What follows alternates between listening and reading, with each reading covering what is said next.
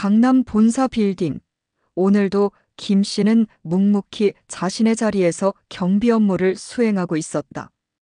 굽은 허리와 주름 가득한 얼굴은 세월의 흔적을 고스란히 담고 있었지만 그의 눈빛만큼은 늘 한결같이 단정하고 성실했다. 직원들은 아침 출근길에 마주치는 그에게 가벼운 목례를 건네거나 짐을 옮길 때 도움을 받는 등 김 씨를 편안하게 대했다. 그러나 모두가 그런 것은 아니었다. 특히 기획실장 윤상식은 김 씨를 보는 시선이 곱지 않았다. 윤 실장은 늘 깔끔하게 다려입은 슈트만큼이나 빈틈없는 성격의 소유자로 사소한 것 하나까지 완벽을 추구했다. 그의 눈에 김 씨의 낡은 경비원 제복과 어딘가 모르게 느릿한 움직임은 거슬리는 존재였다. 윤상식은 경비원뿐만 아니라 회사 전체적으로도 늙고 나약해 빠진 인력들은 빨리 제거되어야 한다는 신념을 가진 사람이었다. 각 부서의 간부들도 이제 젊어져야 한다고, 그래서 빠릿빠릿하게 움직이고 역동적으로 회사를 이끌어갈 신진 세력이 필요하다는 생각을 가지고 있었다. 자신처럼 진취적인 에너지를 소유한 젊은 리더가 절실할 때라고 느끼고 있었다. 그런 관점에서 김 씨는 대표적인 구시대 인물에 해당하는 것이다. 윤 실장은 김 씨가 탕비실에서 물을 마시거나 잠시 의자에 앉아 쉬는 모습이라도 발견하면 못마땅한 표정으로 혀를 찼다. 김경비, 여기는 놀러 오는 데가 아니에요. 윤 실장은 종종 김 씨에게 들으라는 듯 퉁명스럽게 내뱉었고 김 씨는 그저 허허 웃으며 고개를 숙일 뿐이었다. 그런 김 씨에 대한 윤 실장의 불만은 점점 노골적으로 변해갔다. 그는 경비 시스템에 작은 오류나 사소한 보안 문제라도 생기면 김 씨를 불러 호통을 쳤고 주변 직원들에게도 김 씨의 업무 태도를 지적하는 말을 서슴지 않았다. 김 씨를 어떻게든 쫓아낼 구실을 만들려는 듯했다. 김 씨는 그저 묵묵히 모든 것을 견뎌낼 뿐이었다. 그의 인내심은 깊이를 알 수 없는 바다와 같았다. 어느 날 오후 윤상식 실장은 급하게 처리할 서류를 들고 회의실로 향하던 중이었다. 엘리베이터 문이 닫히려는 순간 김 씨가 황급히 뛰어와 손으로 문을 막았다. 죄송합니다, 실장님. 제가 잠깐 딴 곳을 바라보다가. 김 씨의 사과에도 불구하고 윤 실장의 얼굴은 차갑게 굳어졌다. 김경비, 당신 때문에 중요한 회의에 늦을 뻔했잖아요. 경비원이면 본분을 다해야지. 이렇게 허둥지둥하면 어떡해요? 윤 실장의 날카로운 질책에 김 씨는 고개를 숙였다. 엘리베이터 안의 다른 직원들은 민망한 듯 시선을 피했다. 윤 실장은 그 자리에서 인사팀에 전화를 걸어 김 씨의 근무 태만을 강력하게 어필했다. 경비원이 자기 자리도 제대로 못 지키는데 우리 회사의 보안은 누가 책임집니까? 조치 바랍니다.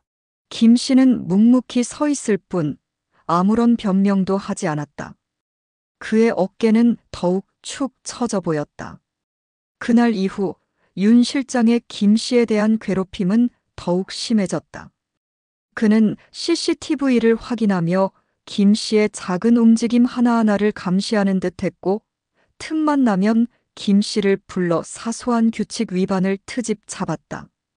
직원들 사이에서도 윤 실장의 행동이 지나치다는 말이 돌기 시작했지만 누구도 나서서 김 씨를 옹호하지 못했다. 회사의 핵심 보직자인 윤 실장이 김 씨를 대놓고 비난하는 일이 빈번해지자 어느덧 다른 몇몇 직원들도 김 씨를 하대하고 무시하는 성향들이 나타났다. 반면에 인사과 소희처럼 김 씨에게 따뜻하게 대해주고 격려해주는 직원들도 늘어났다. 아저씨, 날씨 추울 때는 뜨끈한 꿀물이 최고예요. 한 잔 드세요. 소희는 옛날 자신의 할아버지가 생각이 나 김 씨에게 더 인간적으로 대해주고 있었던 것이다. 대다수 직원들은 회사의 실세이기도 한 윤 실장이 아무리 아나무인격으로 행동해도 끽 소리 한 번 못 내었다. 그만큼 윤 실장의 파워는 강했고 또 그의 능력 또한 뛰어났다. 윤 실장은 김씨 아저씨한테 너무 막대한다. 인간적으로 그러면 안 되지. 자기 직급이 아무리 높아도 아랫사람을 그런 식으로 대하는 건 인간성의 문제야. 저번에는 비가 오는 날 김씨 아저씨가 우산이 없던 윤 실장님한테 우산을 건네줬는데 그걸 뿌리쳐 사람을 민망하게 만들더라고. 어쩌면 사람이 그렇게 냉정한지. 직원들도 윤 실장의 사업 능력을 인정하지만 인간적인 면에서는 많이 모자라는 인물로 인식하고 있었다. 윤상식 실장의 압박에도 불구하고 김 씨는 여전히 묵묵히 자신의 일을 해냈다. 오히려 그는 더욱 일찍 출근하여 빌딩 곳곳을 살피고 늦게까지 남아 혹시 모를 위험에 대비했다. 꾸준 날씨에도 건물 주변을 순찰하고 버려진 쓰레기를 줍는 등 경비원 이상의 역할을 수행했다. 어느 날 밤 강한 비바람이 몰아치던 날이었다.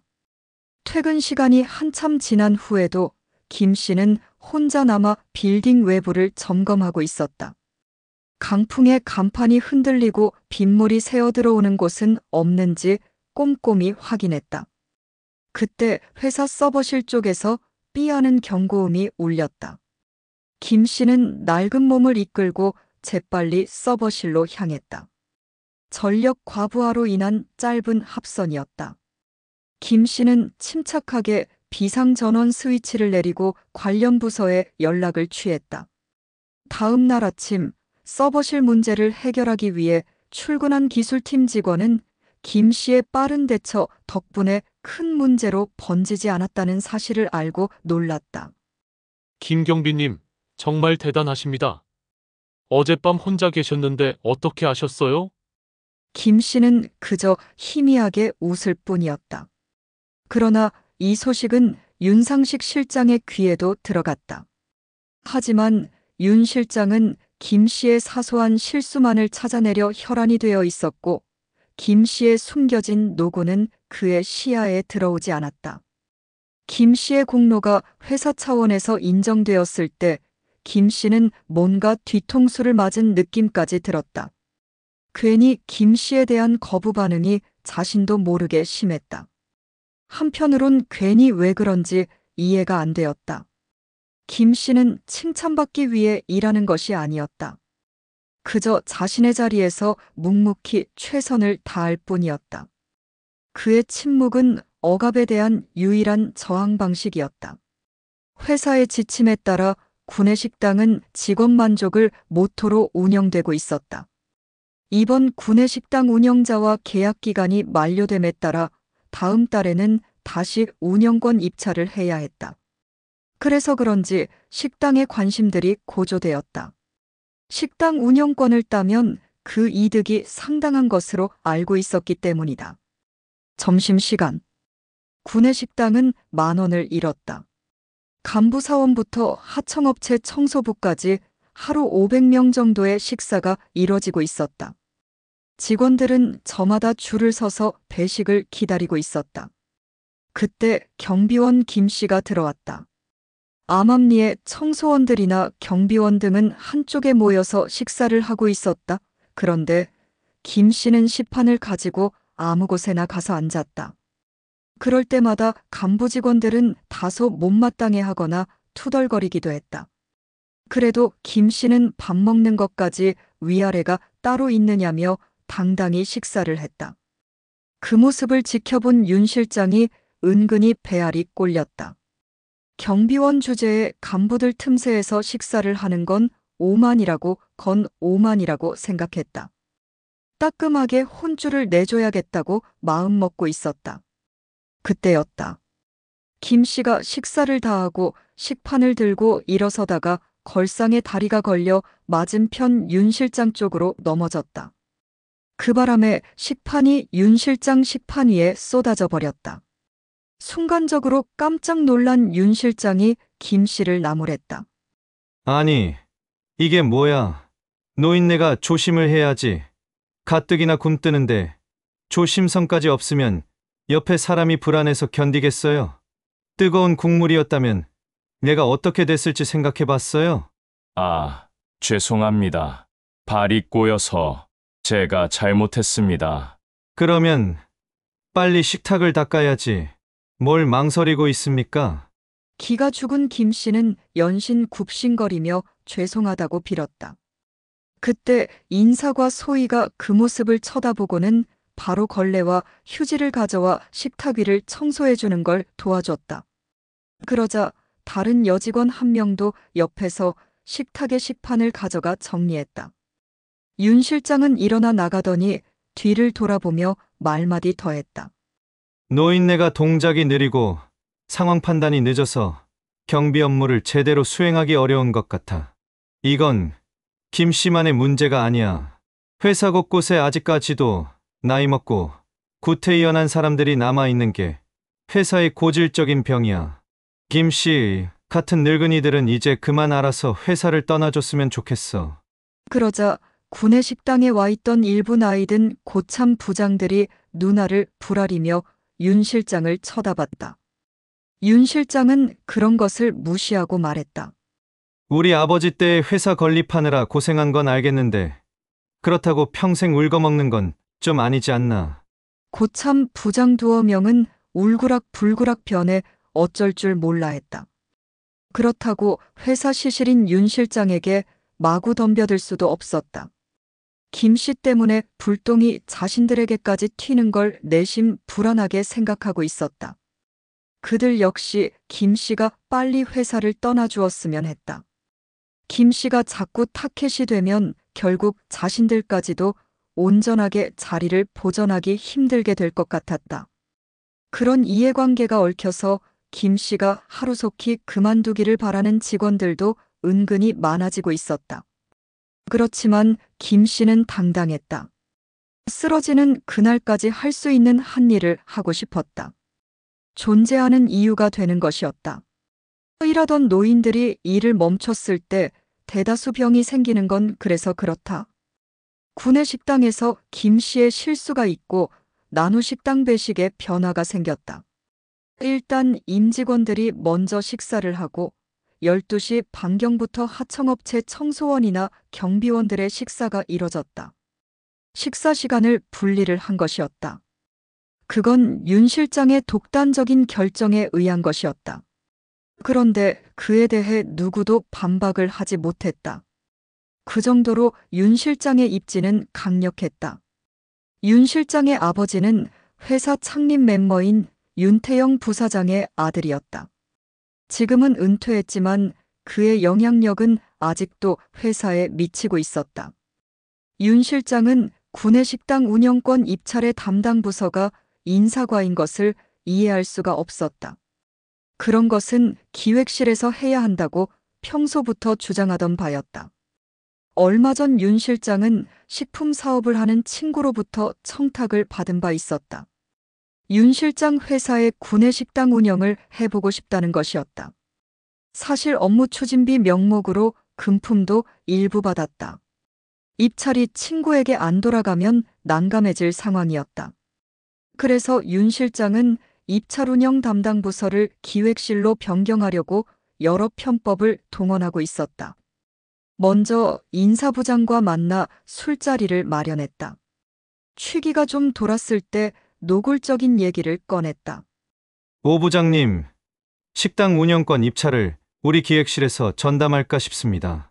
그 점에 대해 양해를 해주셨으면 해서요. 제가 그 은혜 잊지 않겠습니다. 아니, 윤 실장님 부탁을 제가 감히 어떻게 거부할 수 있겠습니까?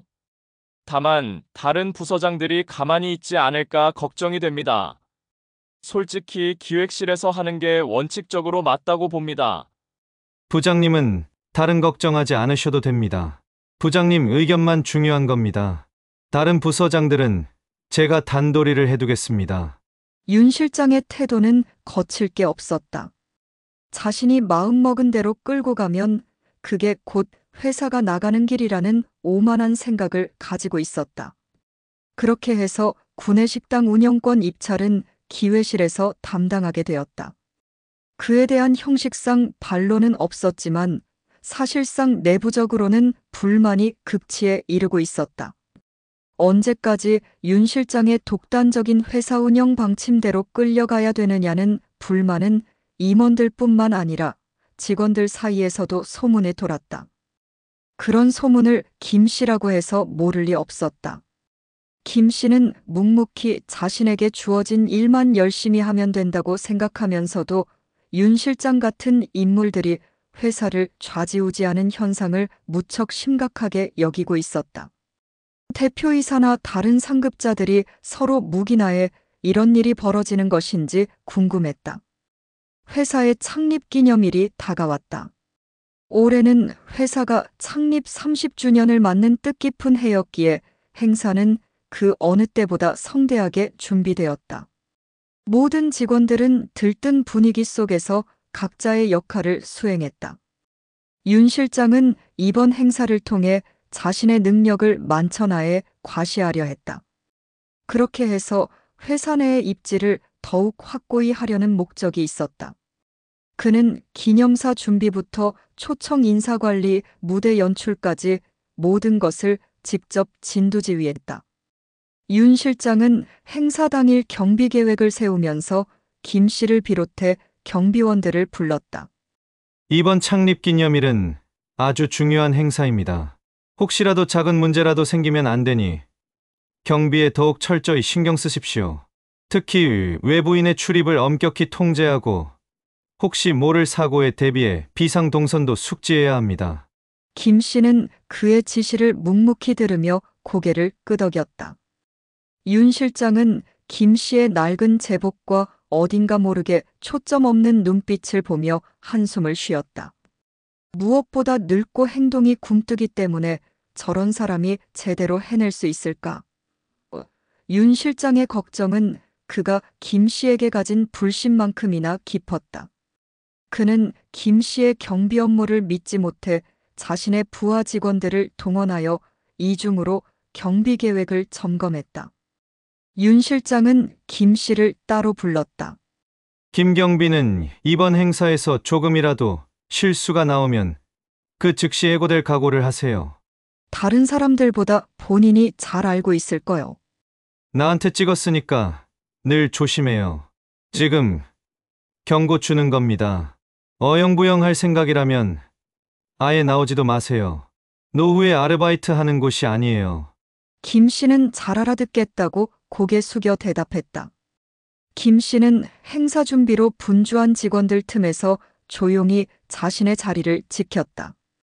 행사 전날, 김 씨는 평소보다 늦게까지 남아 행사장의 안전을 최종적으로 확인했다. 무대 장치부터 소화기 위치, 비상구 확보 여부까지 꼼꼼하게 살폈다. 그의 마음속에는 오랜 시간 이 회사를 지켜온 사람으로서의 책임감이 깊이 자리하고 있었다. 어느 날, 중학생들이 견학을 왔다. 50여 명의 학생이 밀려들어 경황이 없었다. 얼마나 장난들이 심하던지 아무리 부탁을 해도 어수선할 뿐이었다. 김 씨는 그런 얄개들의 투정이나 불평을 다 듣고 인내하며 고충 해소의 역할을 다하고 있었다. 학생들은 질문도 많고 요구도 많았다. 회사 업무의 절차와 결정, 집행 등에 관한 학습 견학이었다. 그중 몇 명 학생들이 서로 언쟁을 하다가 심각하게 주먹다짐까지 벌어졌다. 한 학생이 코피가 났다. 때마침 인솔교사는 화장실을 간 사이에 벌어진 싸움이었다. 김 씨가 봤을 때 코피가 난 학생이 너무 나대다가 앞 학생의 머리를 때려 싸움이 벌어진 것이다. 그 학생은 자존심 상한다면서 또 시비를 걸려고 했다. 김 씨가 제지를 했다. 다른 학생들 입장을 생각해줘야 한다. 같은 반 친구들인데 그렇게 너무 일방적으로 찍어 누르려고 하면 반발이 생기게 돼 있단다. 친구를 평등하게 대해줘야지. 그러자 그 학생이 김 씨에게 대들었다. 경비하는 주제에 왜 가르치려고 그러느냐며 따지는 것이었다. 어처구니가 없어 김 씨가 난감해하고 있던 중에 마치 윤 실장이 그 자리에 나와 있었다. 코피난 학생이 윤 실장을 보더니 아빠라고 불렀다. 윤 실장의 아들이 견학을 온 것이었다. 윤 실장은 다짜고짜 김 씨에게 삿대질을 하며 핏대를 올렸다. 아니, 이 노인네가 어디다 훈계를 하고 있어. 당신이 얘들 선생님이야. 누구 자식인데 함부로 가르치려고 그러냐고? 여기가 당신 안방이야?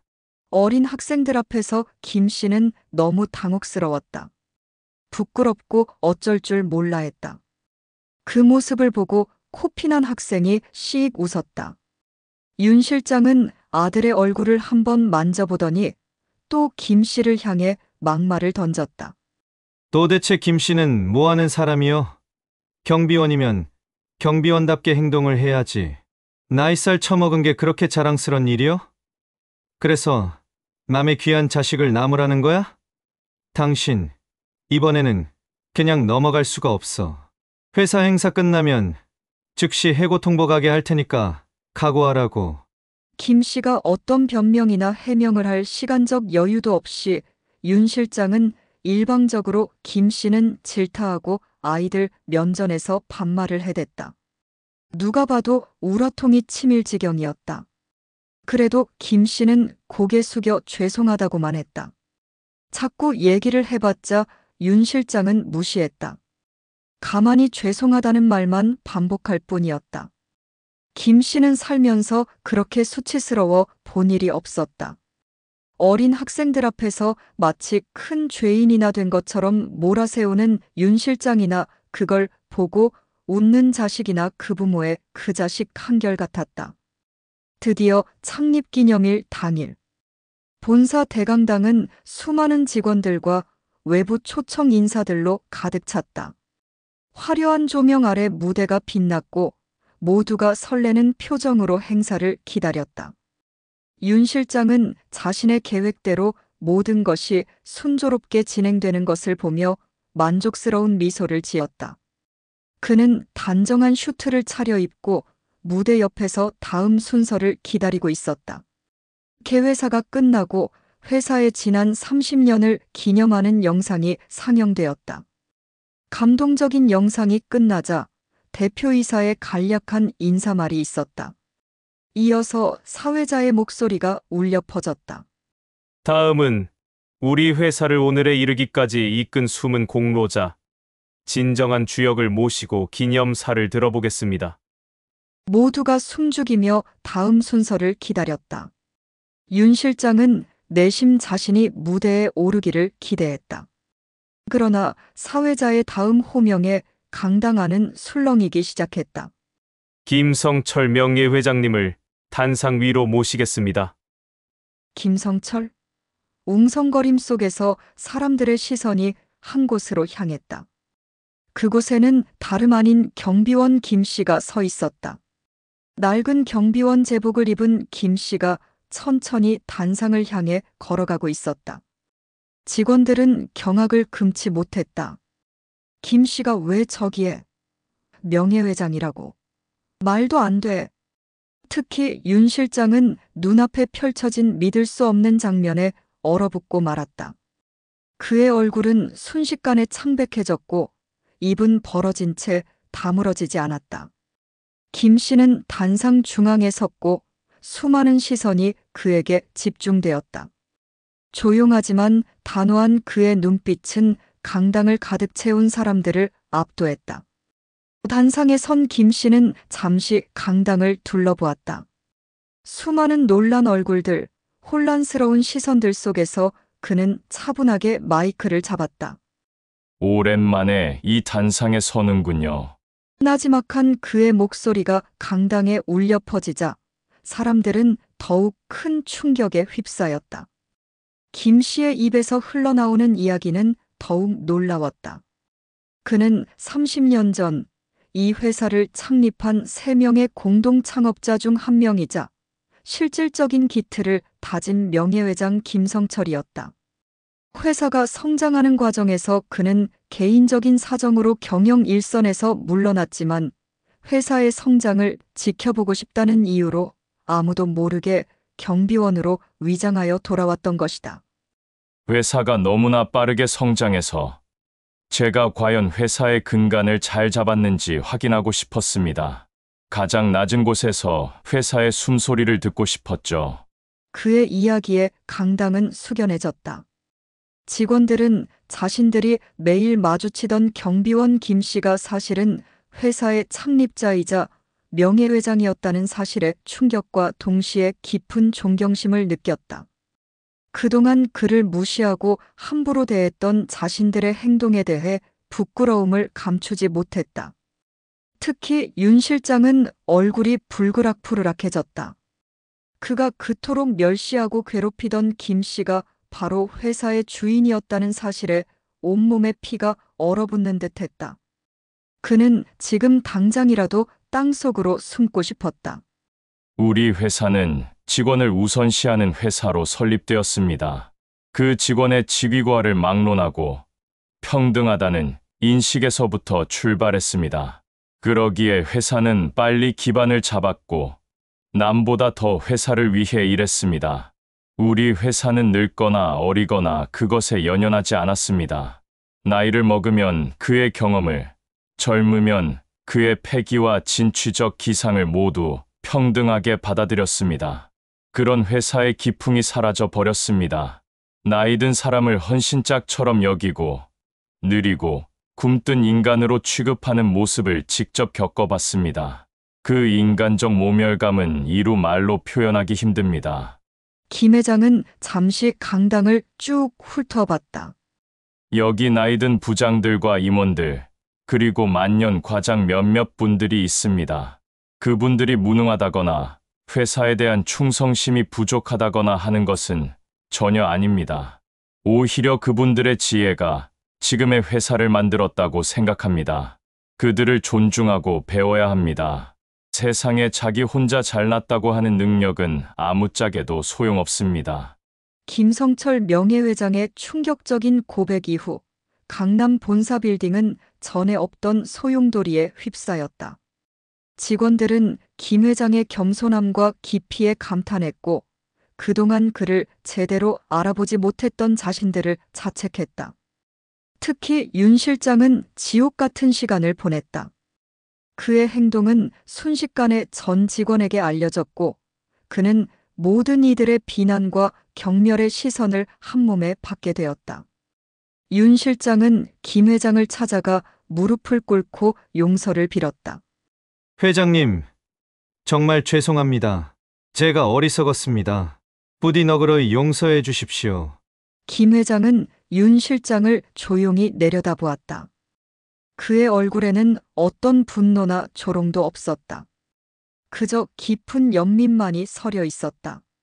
윤 실장, 자네는 이 회사를 아끼는 마음이 누구보다 컸다는 것을 알고 있네. 다만 사람을 평가하는 기준이 너무 좁았던 것뿐이야.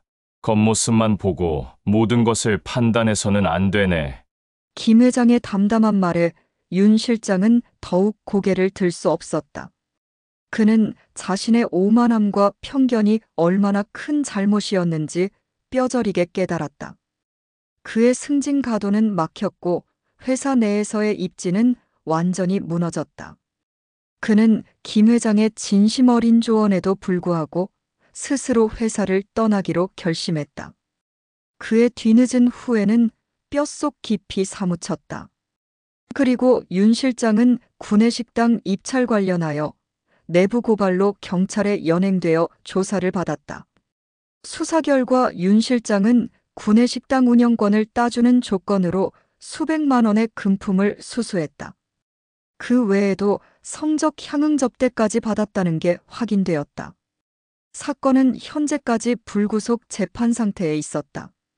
김성철 명예회장은 다시 경영 일선에 복귀하지 않았다. 그는 여전히 빌딩을 오가며 직원들과 소통했고 때로는 예전처럼 잠시 경비실에 들러 시간을 보내기도 했다.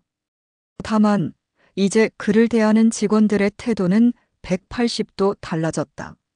모두가 그에게 진심으로 존경을 표했고 그의 지혜로운 조언에 귀를 기울였다.